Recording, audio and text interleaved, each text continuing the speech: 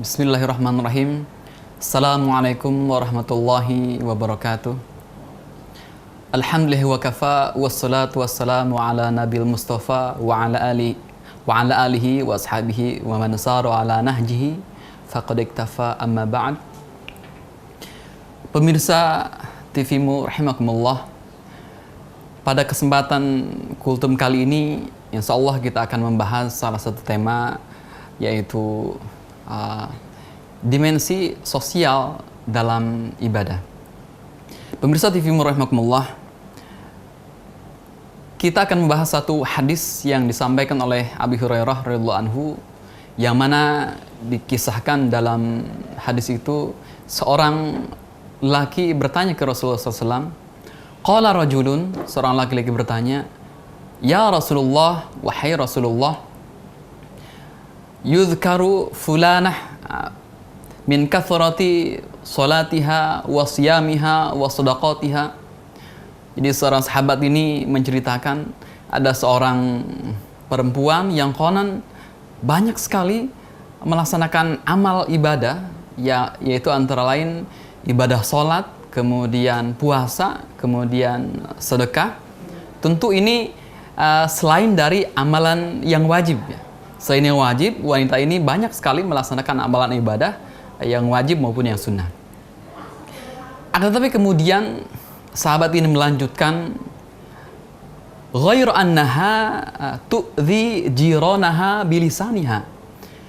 Akan tetapi kemudian sahabat ini melanjutkan, ada aspek lain selain kebaikan dari perempuan ini yang tadi banyak melaksanakan sholat, kemudian puasa dan sedekah.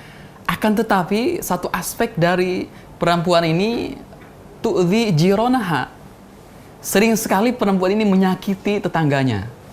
Tu'dhi jiranaha bilisaniha, dan tepatnya menyakiti tetangganya dengan lisannya. Pemirsa TV-mu rahimakumullah, kemudian Rasulullah menjawab, hiya finnar. Nah, kemudian Rasulullah menjawab bahwa tempat yang layak untuk perempuan ini adalah di neraka. Kemudian sahabat ini melanjutkan pertanyaannya, ya Rasulullah, yudhkaru anna fulanah min qillati siyamiha wa sadaqatiha wa salatiha. Kemudian sahabat ini kemudian menceritakan ada juga seorang perempuan yang terkenal sedikit sekali melaksanakan saumnya sedikit, kemudian melaksanakan sedekahnya sedikit, kemudian melaksanakan sholatnya pun sedikit.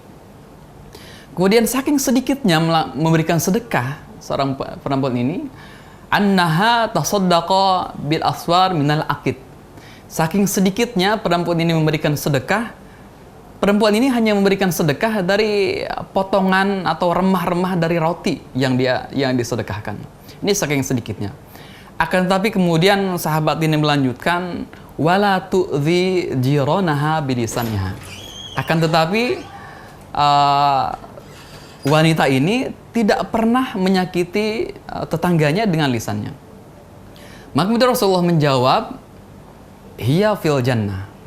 Maka Rasulullah menyampaikan ke sahabat itu, tempat bagi perempuan ini yang sedikit tadi melaksanakan ibadah sholat, sedikit melaksanakan ibadah puasa dan sedekah, akan tetapi dalam kesehariannya dia baik kepada tetangganya, tidak pernah menyakiti tetangga dengan lisannya, maka tempatnya menurut Rasulullah adalah di jannah atau di surga.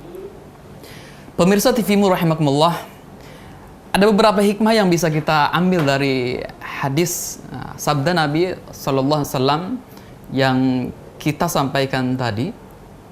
Yang pertama, bahwa jika kita lihat, sahabat ini menyampaikan ada 3 ibadah yang dilakukan oleh kedua wanita itu, walaupun yang wanita pertama banyak, kemudian wanita yang kedua itu sedikit.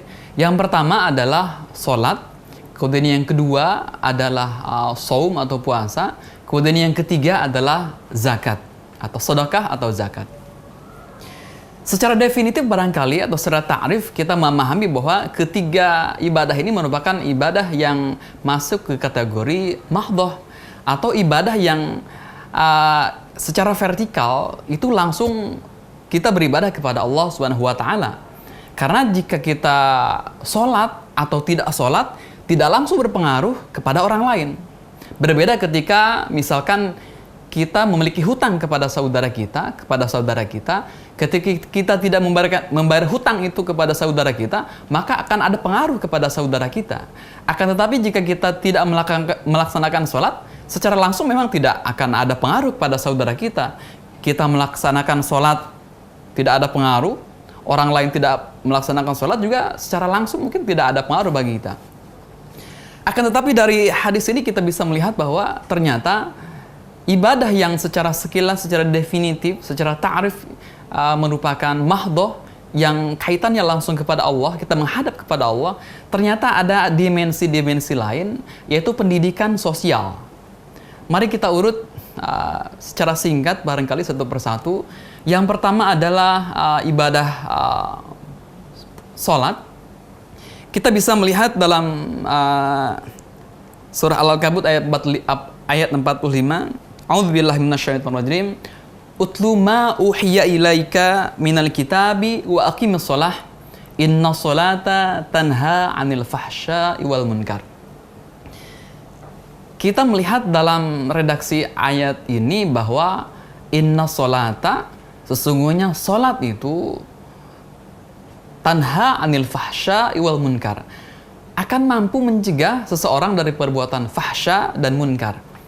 Para ulama kemudian membedakan antara fahsya dan munkar ini, antara lain al-fahsya itu satu perbuatan tercela, satu perbuatan durhaka yang dilakukan mengikuti insting dari manusia seperti itu. Bisa dimaknai antara lain fahsya itu zina, karena ketika melaksanakan zina, orang itu mengikuti hawa nafsunya, insting yang secara fitrah itu ada dalam diri manusia. Kemudian yang kedua, munkar itu adalah mendurhakai Allah yang memang manusia itu, hamba Allah itu sesuatu yang secara syar'i dilarang oleh Allah Subhanahu wa taala. Maka menurut ayat ini, orang yang melaksanakan sholat dengan baik, kita lihat redaksi sebelumnya, wa aqimus shalah. Kemudian ketika orang ini bisa mendirikan sholat dengan baik, maka sesungguhnya orang yang melaksanakan sholat dengan baik itu akan mampu mencegah dirinya, akan menjadi tameng dirinya untuk tidak melaksanakan perbuatan-perbuatan fahsya dan munkar tersebut. Pemirsa TV-mu rahimakumullah, maka ini barangkali dimensi sosial dari ibadah yang kita laksanakan dalam ibadah sholat. Ini selain ibadah kita memang diniatkan secara ubudiyah itu hanya kepada Allah Subhanahu wa taala, orang yang baik dalam sholatnya, orang yang mampu melaksanakan sholat dengan baik, itu akan ada nilai-nilai dimensi lain yang mana secara sosial dia akan baik dalam kesehariannya. Pemirsa TV-mu rahimakumullah, kemudian yang kedua dari 3 poin ibadah yang akan kita bahas pada pertemuan ini, yaitu shaum. Tentang shaum ini secara definisi kita memahami bahwa shaum itu adalah al-imsak atau menahan diri kita dari makan dan minum semenjak terbit matahari, kemudian sampai terbenam matahari di barat ya.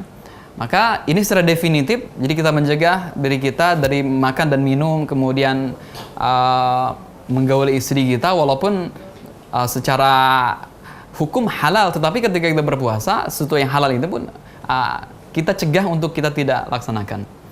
Kemudian ternyata ada nilai pendidikan sosial bahwa dalam saum ini Rasulullah menyampaikan, man lam yada' qaula zur wal amal bihi, barang siapa yang tidak bisa menahan lisannya tidak bisa menahan lisannya dari perkataan yang kotor, maka Allah tidak akan melihat dia berpuasa menahan makan dan minum dari pagi sampai sore kalau dia tidak bisa menjaga lisan dan perbuatannya. Kemudian berikutnya yang ketiga yaitu zakat. Zakat ini secara maknawi memang mensucikan, maka selain mensucikan harta kita, mensucikan juga jiwa kita seperti itu. Sebagai penutup barangkali bahwa dalam surah Al-Munafikun Allah SWT berfirman, wa anfiqu mimma razaqnakum min qabli ayyatiya ahadakumul maut, bahwa sisihkanlah sebagian dari rezeki, hanya sebagian dari rezeki yang kita dapat dari Allah Subhanahu wa taala. Kemudian jangan sampai kita termasuk hamba Allah yang nanti menyesal. Ya. Jadi dalam lanjutan ayat ini, andai saja nanti aku dikembalikan, andai saja aku bisa hidup kembali walau sebentar, fa asaddaqu wa kum minas sholihin, maka sesungguhnya aku akan mensedekahkan semua harta yang aku miliki, ya, kemudian aku akan menjadi orang yang soleh. Sebab memang penyesalan itu memang biasanya ada di akhir.